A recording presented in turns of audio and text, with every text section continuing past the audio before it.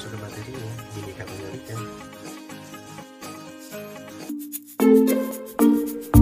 Indonesia adalah salah satu negara yang memiliki kekayaan budaya luar biasa. Di Indonesia terdapat berbagai macam suku, bahasa, agama, dan masih banyak lagi. Meskipun demikian, bangsa Indonesia tetap selalu bersatu. Adalah karena bangsa Indonesia punya semboyan Bhinneka Tunggal Ika. Nah, sebenarnya apa sih itu Bhinneka Tunggal Ika? Menurut Wikipedia, diterjemahkan per kata Bhinneka berarti beraneka ragam atau berbeda-beda, lalu kata tunggal berarti satu, dan kata ika berarti itu.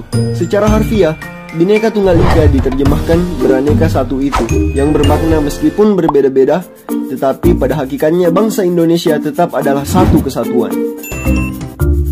Maka dari itu, kita sebagai rakyat bangsa Indonesia tidak boleh terpecah belah oleh apapun yang terjadi. Jika ada sebuah masalah, kita tidak boleh menyelesaikannya seorang diri, melainkan kita harus menyelesaikannya secara bersama-sama.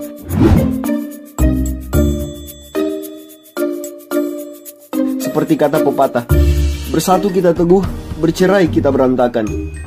Itulah Bhinneka Tunggal Ika. Berbeda-beda tetap satu. Satu tujuan yang sama, yaitu melindungi bangsa Indonesia. Musuh yang terberat itu adalah rakyat sendiri. Rakyat yang mabuk akan budaya luar, yang kecanduan agama, yang rela membunuh bangsa sendiri demi menegakkan budaya asing. Jangan mau diperbudak oleh semua itu. Tetaplah bersatu padu membangun negeri ini tanpa pertumpahan darah. Dari tahun ke tahun, kekerasan di sekolah semakin meningkat.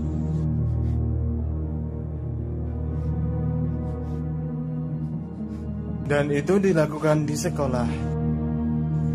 Sebagai contoh, bila ada anak yang berbadan gendut atau besar, biasanya orang di sekitarnya akan mengata-ngatainya dengan perkataan yang tidak enak. Ada juga yang iseng dan membuat anak culun menjadi bahan tertawa.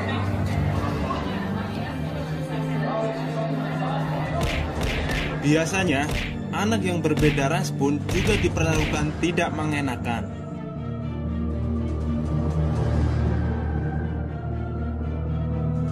Di zaman elektronik ini, kekerasan ini pun bisa dilakukan melalui media elektronik atau media sosial. Tahukah kamu apa dampak dari perlakuan tersebut? Dia akan merasa takut dan tidak nyaman. Dan bagi pelaku, biasanya akan mendapat sanksi bertahap dari orang tua, pihak yang wajib, atau di persidangan, dan bisa sampai akhirnya dipenjara. Sebagai korban, akan berdampak seperti sering absen dan bolos sekolah, mudah emosi atau labil, sering terlihat ada luka dan memar, atau yang lebih parahnya lagi, bunuh diri. Apakah kamu siap menerima semua perlakuan itu? Stop kekerasan di sekolah.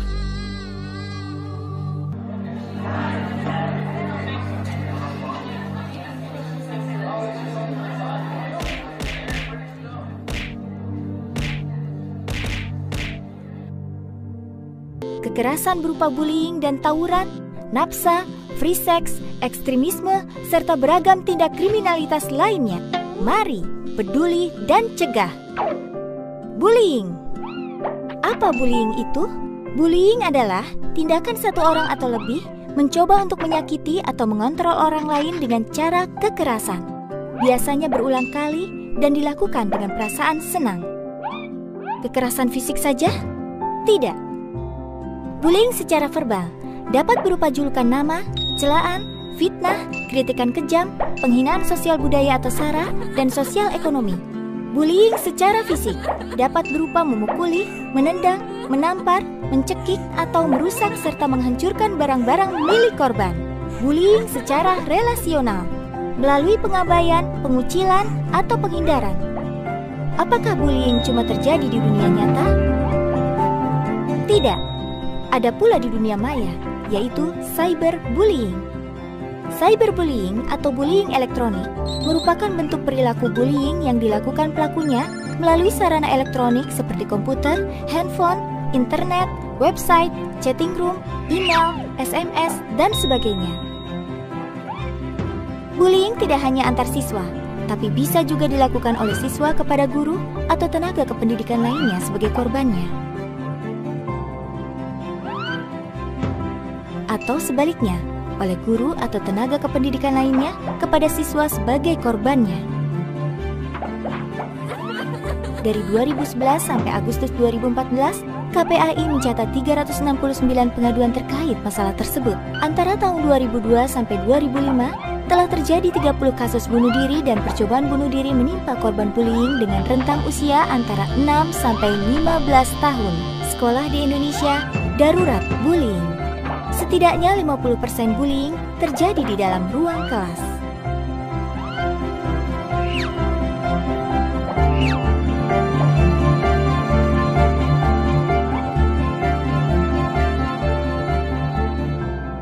Sekitar 60% dibully karena kekurangan fisik.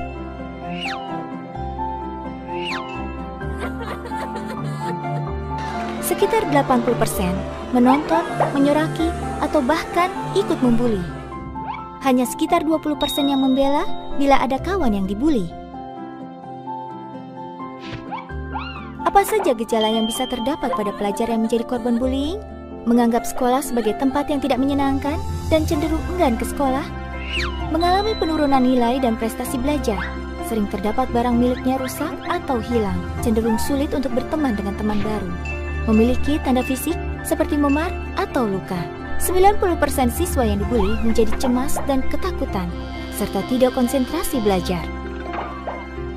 Lalu apa yang menyebabkan seseorang menjadi pelaku bullying? Faktor diri. Krisis identitas dan kontrol diri lemah. Faktor keluarga. Anak-anak yang terbiasa mendapat perlakuan kasar dari orang tuanya, tanpa sadar dia akan meniru dan menerapkan sikap kasar dalam perilakunya sehari-hari. Faktor lingkungan. Budaya kekerasan dalam kelompok pergaulan. Pengaruh terpaan kekerasan melalui film, games, dan sebagainya. Mari bersama-sama mencegah bullying dengan cara mengamalkan ajaran agama, aktif dalam kegiatan-kegiatan positif, misalnya melalui kegiatan ekstrakurikuler, menumbuhkan budaya anti kekerasan di lingkungan pergaulan, dan mengembangkannya melalui keteladanan. Mari bersama mencegah bullying, dimanapun, oleh siapapun, dan kepada siapapun.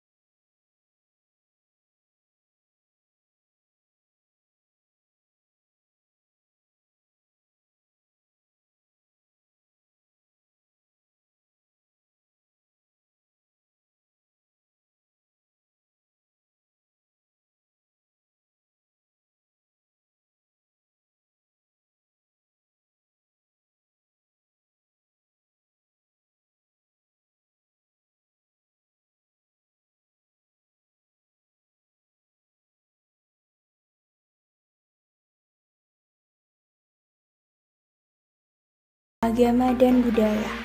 Namun masih banyak perseteruan yang timbul akibat perbedaan, seperti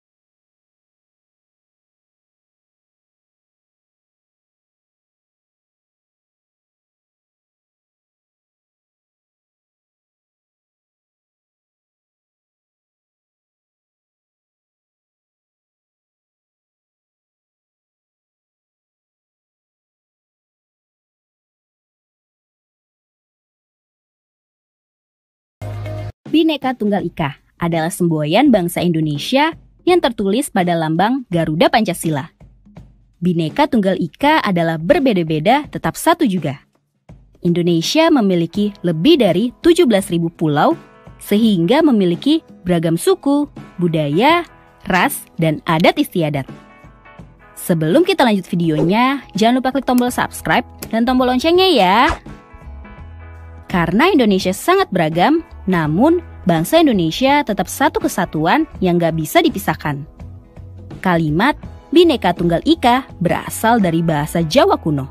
Jika diartikan secara harafiah, begini bunyinya.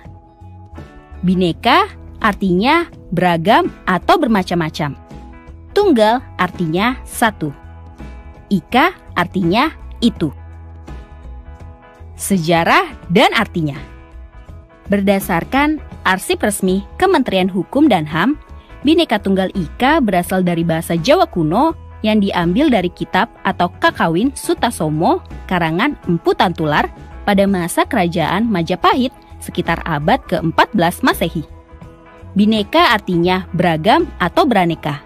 Tunggal artinya satu dan Ika artinya itu. Berdasarkan buku A Study in Old Javanese Vajrayana, semboyan Indonesia ini dibuat bukanlah tanpa sebab. Kitab Kakawin ini mengajarkan toleransi antar agama. Artinya secara harafiah, Bhinneka Tunggal Ika adalah meski beraneka tapi tetap satu juga. Makna Bhinneka Tunggal Ika ini menggambarkan persatuan dan kesatuan bangsa Indonesia yang terdiri dari beraneka ragam suku, budaya, ras, agama, dan bahasa. Indonesia yang kaya akan perbedaan dan mampu menjaganya dalam persatuan menjadi inspirasi bagi negara-negara lain di dunia dalam menjaga persatuan. Sejak awal berdiri, Indonesia adalah bangsa yang sangat bineka, sangat beragam, dan sangat majemuk. Berkat perjuangan para pahlawan, Indonesia bisa menjadi bangsa yang kokoh. Nah, Bhinneka Tunggal Ika berhubungan dengan Pancasila. Supaya kamu semakin memahaminya, yuk kita lihat apa saja arti dan makna dari lambang-lambang dalam Pancasila. Burung Garuda menjadi lambang negara bangsa Indonesia dan Pancasila merupakan dasar ideologi bangsa Indonesia. Lambang negara Indonesia adalah burung Garuda yang di dalamnya terdapat 5 lambang Pancasila beserta maknanya. Kelima simbol tersebut adalah bintang, rantai, pohon beringin, kepala banteng, padi, dan kapas. Dalam pelajaran PPKN, seringkali kita ditanyakan apa makna dan arti dari masing-masing lambang tersebut. Nah, apakah kamu sudah tahu? Yuk kita bahas satu persatu. Bintang. Lambang bintang emas dengan perisai berlatar belakang warna hitam dijadikan sebagai sila pertama dalam Pancasila yang berbunyi Ketuhanan Yang Maha Esa. Pada bintang berwarna kuning bersudut 5, bintang diartikan sebagai sebuah cahaya seperti Tuhan yang menjadi cahaya kerohanian bagi setiap manusia. Dikutip dari situs Kementerian Pendidikan dan Kebudayaan atau Kemendikbud, bintang emas mengandung maksud bahwa bangsa Indonesia adalah bangsa yang religius, di mana bangsa yang beriman dan bertakwa kepada Tuhan Yang Maha Esa sesuai dengan kepercayaan masing-masing. Contoh kegiatan yang bisa diterapkan sesuai sila pertama adalah 1. Percaya kepada Tuhan Yang Maha Esa. 2. Hormat menghormati. 3. Hidup rukun. 4. Bekerja sama antara pemeluk agama dan penganut kepercayaan yang berbeda-beda. 5. Tidak memaksa suatu agama atau kepercayaan kepada orang lain. Rantai. Lambang rantai berwarna kuning berlatar belakang warna merah dijadikan sebagai dasar kemanusiaan yang adil dan beradab. Pada lambang rantai disusun atas gelang-gelang kecil dengan jumlah 17 gelang dan saling menyambung, di mana itu menandakan hubungan manusia satu dengan yang lain dan saling membantu. Gelang yang berbentuk persegi menggambarkan pria, sementara gelang yang berbentuk lingkaran menggambarkan wanita. Contoh sila kedua Pancasila yang bisa diterapkan di lingkungan masyarakat adalah 1. Sikap saling mencintai sesama manusia. 2. Tenggang rasa. 3. Gemar menolong orang lain. 4. Tidak membeda-bedakan. Dan 5. Berbicara kepada orang lain dengan sopan santun. Pohon beringin. Pohon beringin melambangkan sebagai tempat berteduh dan berlindung. Pada Pancasila, pohon beringin dijadikan sebagai dasar sila ketiga yang berbunyi Persatuan Indonesia, di mana mencerminkan kesatuan dan kesatuan Indonesia. Pohon beringin merupakan sebuah pohon di Indonesia yang memiliki akar tunjang. Sebuah akar tunggal panjang yang menunjang pohon yang besar ini dengan tumbuh sangat dalam ke dalam tanah. Pohon beringin memiliki banyak akar yang menggelantung dari ranting-rantingnya. Contoh sila ketiga Pancasila dalam lingkungan masyarakat adalah 1. Rela berkorban. 2. Cinta tanah air. 3. Mencintai produk lokal. 4. Bergaul dengan teman tanpa membedakan suku, ras, dan adat istiadat. 5. Ikut menjaga keamanan lingkungan. Kepala banteng. Lambang kepala banteng dijadikan sebagai dasar pada sila keempat Pancasila yang berbunyi kerakyatan yang dipimpin oleh hikmah, kebijaksanaan dalam pemusyawaratan atau perwakilan. Banteng merupakan binatang yang suka berkumpul.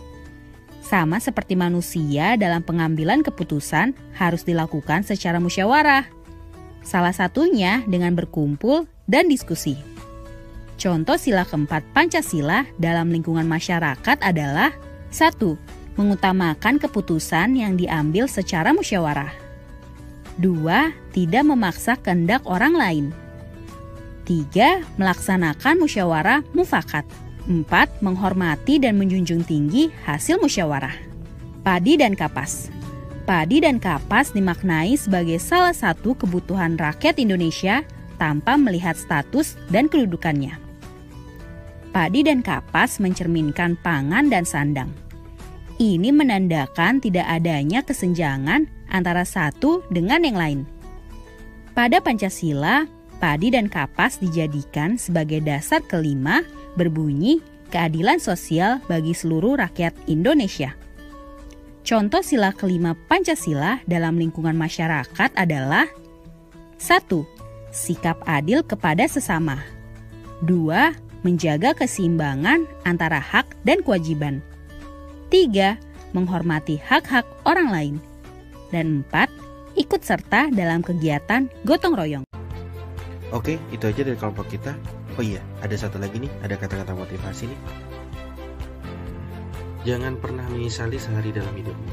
Hari-hari baik memberimu kebahagiaan, dan hari-hari buruk memberimu pengalaman. Jangan takut berjalan lambat, takutlah jika hanya berdiri diam. Terima kasih semuanya.